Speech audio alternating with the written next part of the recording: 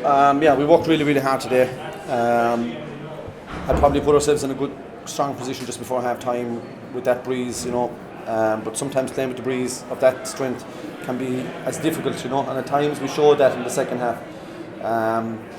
There was a moment then in the second half we'd gone about 5 up, and the next thing was they turned it around and it was back to 2 or 3 or whatever it was, but it was a big swing. We had a great chance up below here to finish a goal. I think it was Kiely actually had it, and next thing they go up the field and the ball's in the back of the net.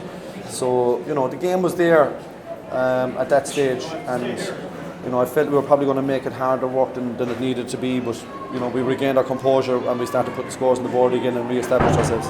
Did you think you should have finished it out sooner, do you think? Yeah, we should have possibly, but listen, that's the mark of a good side like Tipperary, a class outfit, and they're never going to ease off until the final whistle. So they kept chipping away and trying to open up gaps, trying to create chances for goals. So you have to be absolutely really alert to those moments, really, just to make sure and snuff them out. And the boys, to be fair to them, were very sharp in that. 89 scores on the panel today, which is a huge positive heading into the semi-final. Yeah, listen, we expect our midfielders and our half-backs to get forward from time to time and be able to take a score, in the right circumstance, from the right place.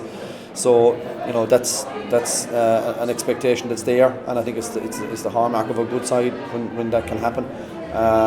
But yeah, listen, everybody worked really hard. I think we could have been a little bit more efficient, but I'll take it.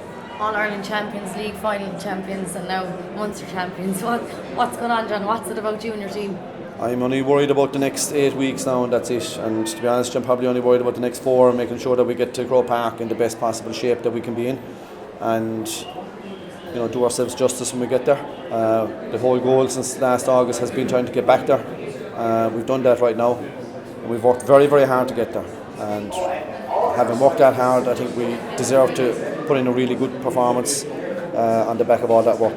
John, I suppose you must be delighted on the back of a Munster campaign where you've knocked lumps out of each other to have that break now and to have that focus of an All-Ireland semi-final. You must be looking forward to using it. Yeah, we've used the breaks well so far. Like, we took about 4 or 5 days after the last tip match, to be honest. We didn't train until the Friday night, so we've utilised our breaks well.